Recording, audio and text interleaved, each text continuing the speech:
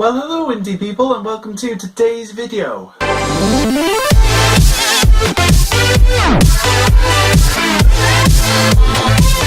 So the next question is by my YouTube friend Lindsay, or Linds Caroline. Lindsay, we need to do another collab. It has been too long since we have done a collab. But she sent two questions, and the first one is, do you ever feel like people treat you differently once they find out you're on the autism spectrum? Yes and no.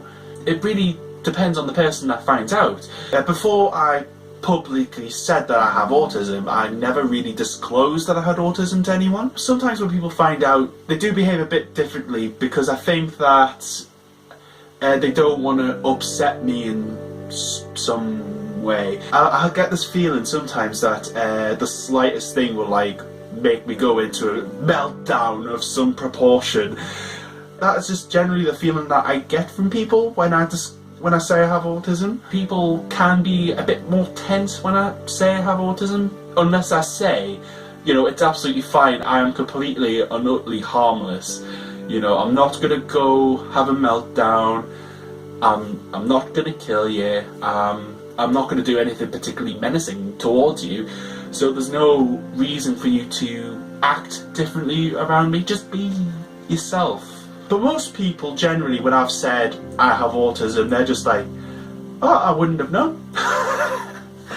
And generally they're just perfectly fine with me having autism, just because, you know, they don't see the condition, they see the person. And that, for me, someone being on the spectrum is actually quite helpful, because like I don't feel as if I'm like this alien from like Mars or something, you know? There's one time in particular where I was out with some friends and we were talking about mental health, general well-being, those sorts of things, and basically my friend said to her friends that I have autism. And honestly, I don't personally mind it when my friends say I have autism on my behalf. It personally makes me feel better because I don't have to explain myself and stuff. But one of the friends reacted in a very negative way. They said to me directly, "Oh, you don't have autism, you don't look like you've got autism."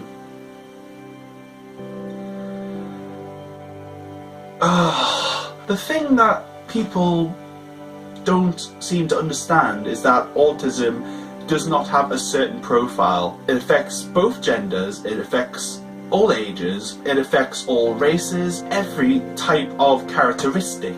But apparently I did not look autistic enough, which is quite amusing, because autism's like a hidden condition, really. You know what I mean. You know, Lindsay, what I mean. It's a real shame, unfortunately, that in 2017, still in 2017, this sort of reaction is still happening. However, 95% of the time when I've said I have autism, people have reacted differently, but it's always been in a nice way, like they're more considerate and more caring, which for me helps. It personally helps me. Lindsay's second question is, why are you so cool?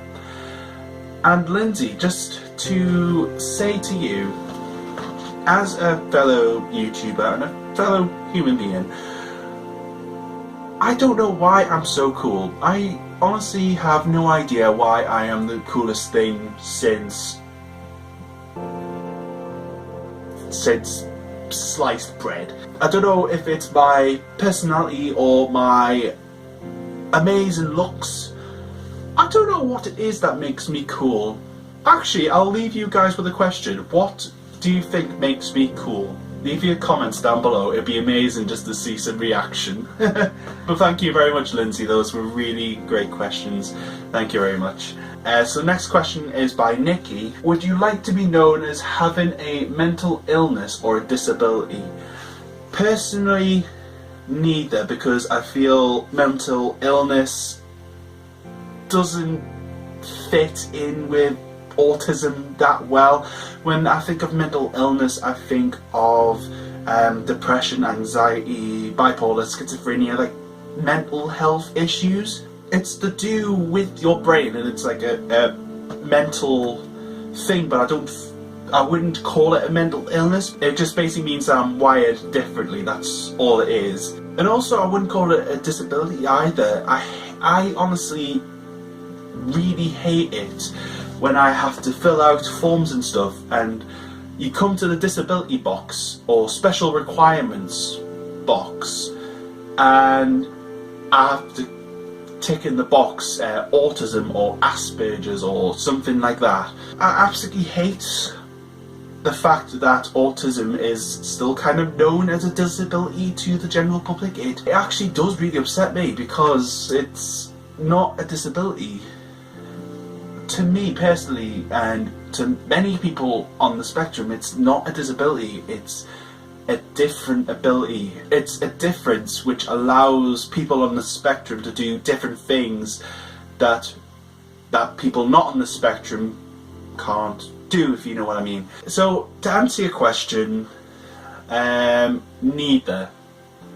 I would personally say that autism is a different kind of ability, because it is. It's not a mental illness or a disability, because those words imply that there's something wrong with me, and I personally do not like the idea of, you know, people thinking that I have something wrong with me, because I don't.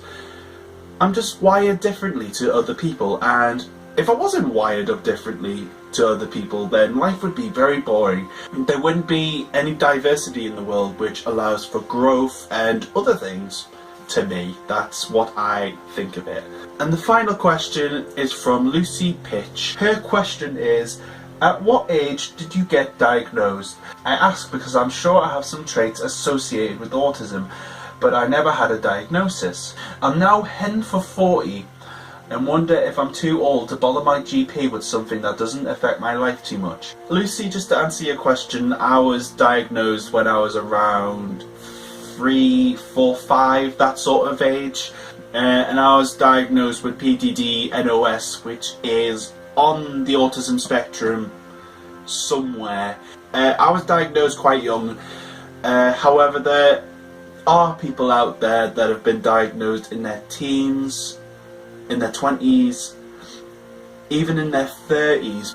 Personally, speaking to you, Lucy, if you feel that you have some autism traits and you feel that you could be on the autism spectrum, I would personally nag your GP. Of course, that's just my advice though, you don't have to take it.